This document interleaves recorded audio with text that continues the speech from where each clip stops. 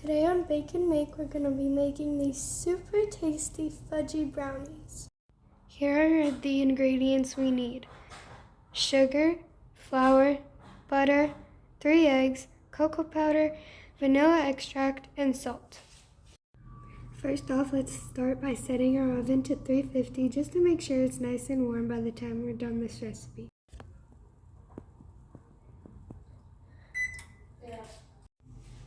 So start by getting a bowl like this to cut up your butter. Now in my bowl, I'm going to cube together 1 cup or 260 grams of melted butter. I mean, it's not melted yet, but it will. Now once this butter is melted, we're going to bloom it together with the cocoa powder, which will make the brownies super fudgy and amazingly delicious.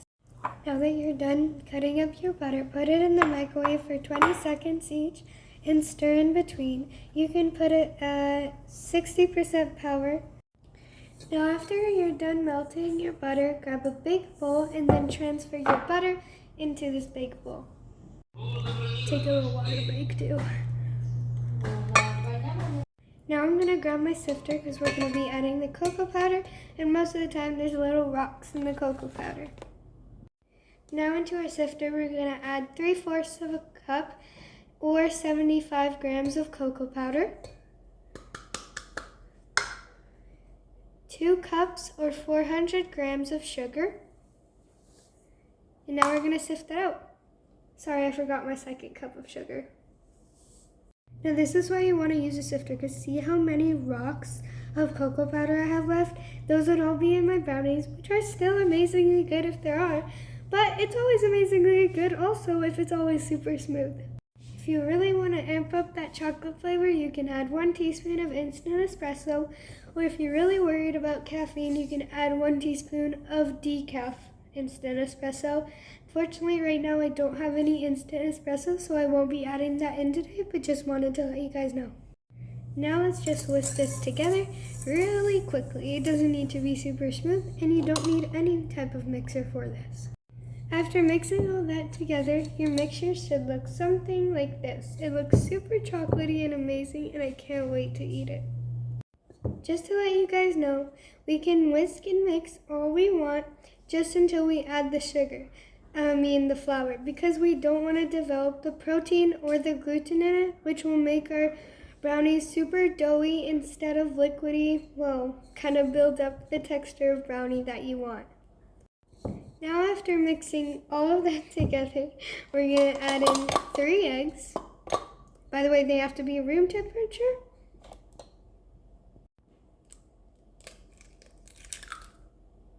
Just check every time to make sure that you have no shells in there.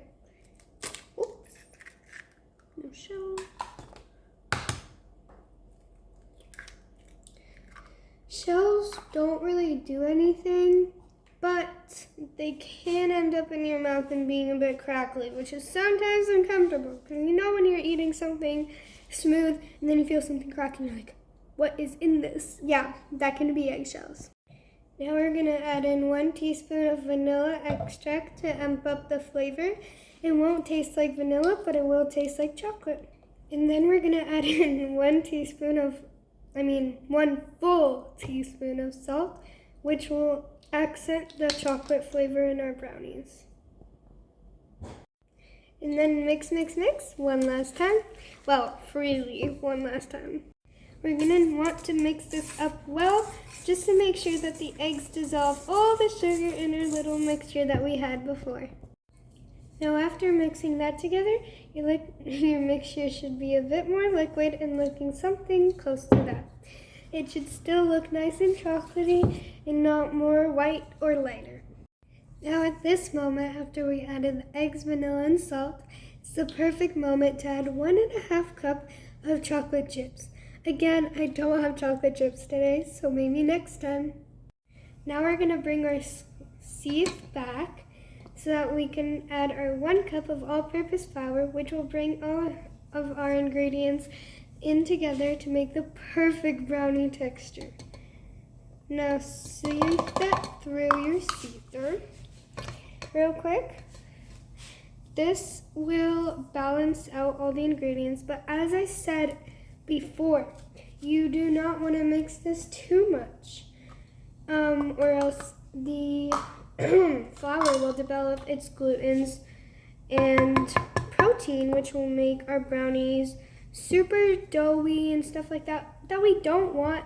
But if that does happen, it's not a big thing. It really doesn't do anything. So instead of using the whisk, I'm going to take my spatula and just carefully fold my mixture. And we're going to carefully fold that until you see that it's all combined. And then after it's combined, just take your sheet, put the mixture in, and there you go. Quick little hack. If you want your parchment paper to fit better in your pan, just crumple it up about 2 times like this.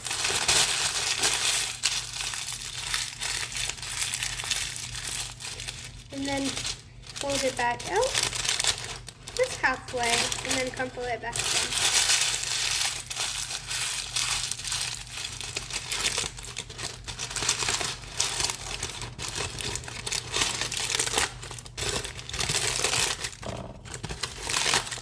And this will indeed fit better into your pan. And now just go ahead and pour your sweet little brownie mixture into your pan. Now just smooth that out evenly throughout your pan so you have a nice even layer of brownies. These brownies will come out tasting deliciously amazing, so be prepared that they might disappear to somebody's tummy really, really quick.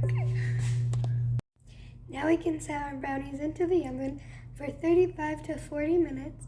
I like to put mine for 37 minutes because it gives me a nice gooey brownie, but not too solid or rich brownie.